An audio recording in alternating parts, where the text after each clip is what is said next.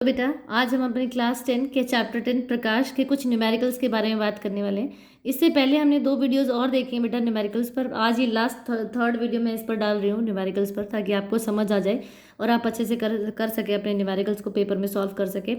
चलिए, तो अगर अभी तक आपने मेरे चैनल को सब्सक्राइब नहीं किया है तो नीचे दिए हुए लिंक पर क्लिक करके आप मेरे चैनल को सब्सक्राइब कर सकते हैं। बेटा मेरे चैनल का नाम है beyond imagine point, and please subscribe, share as well as like my video so that I can motivate myself also, कि आपके लिए मुझे और अच्छे से काम करना है और बिल्कुल अच्छे से आपको हर एक कंसेप्ट को समझाना है।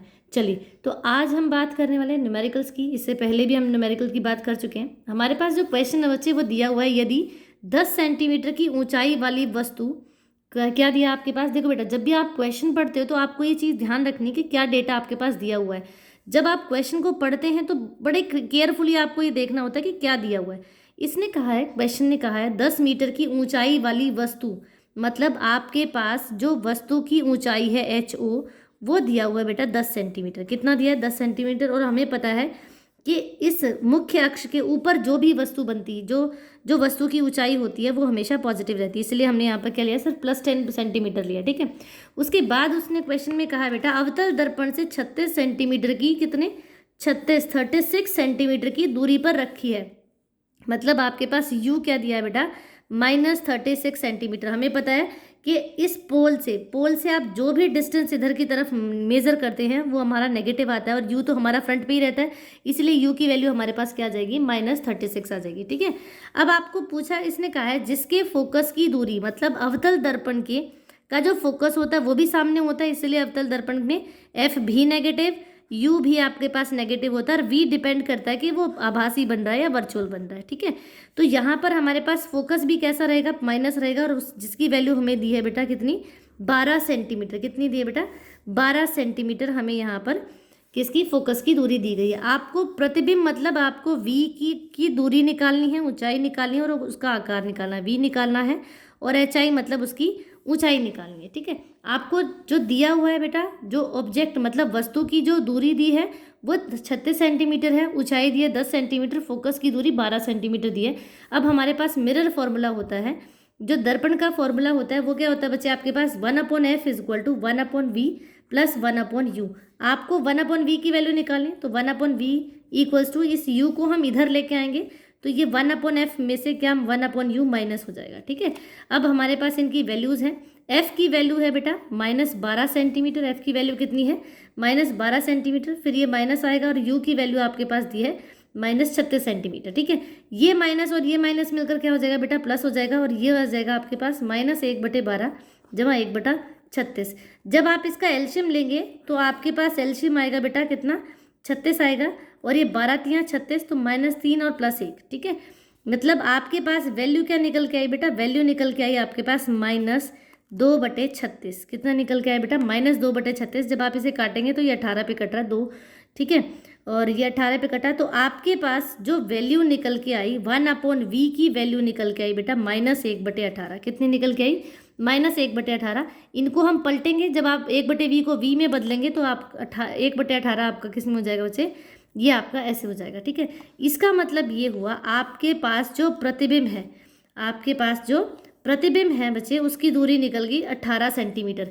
अब यहाँ पर जो सबसे इम्पॉर्टेंट बात जो आपको याद रखनी है, v की वैल्यू -18 सेंटीमीटर आई बेटा, और ये माइनस साइन ये इंडिकेट करता है, ये माइनस साइन आपको ये बताता है कि जो वस्तु है उसका प्रतिबिंब कहाँ बना है, लेफ्ट हैंड, मतलब ये दर्पण के सामने बना है। और दर्पण के सामने अगर कोई भी प्रतिबिंब बनता है तो ये कैसा बना है, ये वास्तविक प्रतिबिंब बना है। कैसा है बेटा, वास्तविक प्रतिबिंब। और जो वास्तविक होता है वो कैसा होता है, वो उल्टा बनता है। ठीक है, जो वास्तविक प्रतिबिंब होता है वो उल्टा बनता है। यहाँ से आपके पास क्या आ गया बच्चे, हमारे पास ये -18 सेंटीमीटर निकल गया। अब आपके पास HI निकालना आपको। ठीक है, हमें पता है बच्चे कि m बराबर क्या होता है, आवर्धन बराबर होता है -v/u, और ये होता है HI/HO के बराबर। ठीक है, तो हम यूज़ करेंगे -v/-u बराबर HI/HO। ठीक है, v की वैल्यू आपने निकाल दी बेटा -18, u आपके पास दिया है -36, और HI आपको निकालना है, और HO की वैल्यू आपको दी है 10 सेंटीमीटर। कितनी दी है बेटा, 10 सेंटीमीटर।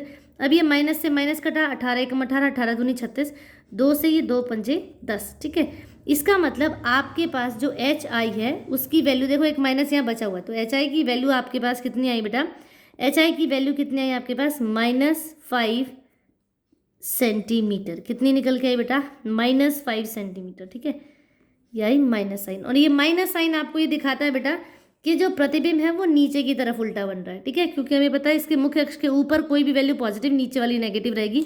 यहाँ से आपके पास पता चला बेटा कि आपका जो प्रतिबिंब है वो 18 सेंटीमीटर कैसा है, दूरी पर बना है, 5 सेंटीमीटर की उसकी ऊंचाई गई है, और माइनस साइन ये आपको दिखाता है कि ये वास्तविक और उल्टा प्रतिबिंब बन रहा है। ठीक है, आई होप आपको ये क्वेश्चन समझ आया होगा बच्चे। इसी तरीके से पेपर में आपको ये चीज़ें निकालने के लिए आती हैं, बस आपको ध्यान क्या रखना है, कहाँ पर प्लस आएगा और कहाँ पर माइनस आएगा। ठीक है, अगर एक बार आपने इन चीज़ों को पकड़ लिया ना बेटा कि कहाँ पर माइनस और कहाँ पर प्लस, कौन सी वैल्यू प्लस और माइनस आनी है, तो आपका क्वेश्चन बहुत ईजिली सॉल्व हो जाएगा। ठीक है, आई होप आपको ये क्वेश्चन समझ आया होगा बेटा। एक और छोटा सा क्वेश्चन हम यहाँ पर लेने वाले हैं, दैट इज अगर अवतल, क्वेश्चन है अगर अवतल दर्पण का आवर्धन +3 है, कितना है, +3 है, तो प्रतिबिंब कैसा बनेगा। मतलब आपको बताया गया कि आवर्धन की वैल्यू है +3, मतलब m की वैल्यू प्लस आई है। ठीक है, और ये +3 आपको क्या बताता है, ये प्रतिबिंब कैसा बनेगा। ये जो प्लस साइन है ना बेटा, यहाँ पर ये प्लस साइन हमें बताता है कि जो आपका प्रतिबिंब, मतलब जो वस्तु का प्रतिबिंब बन रहा है वो आभासी और सीधा बनेगा। प्लस साइन बताता है ये आभासी बनेगा, और जो आभासी होता है वो हमारा सीधा होता है। आई होप आपको ये दोनों क्वेश्चन समझ आए होंगे बेटा। आप लोग इसे अपनी नोटबुक में भी पेन डाउन कर सकते हैं। These are very important questions, और बेस्ड ऑन दीज क्वेश्चन से ही आप लोग अपने बाकी के जो क्वेश्चंस आपकी बुक्स में दिए हुए हैं वो कर सकते हैं। ठीक है, तो अगर अभी तक आपने मेरे चैनल को सब्सक्राइब नहीं किया तो मेरे चैनल को सब्सक्राइब जरूर करिएगा बच्चे। चलिए आज के लिए इतना ही बेटा, थैंक यू।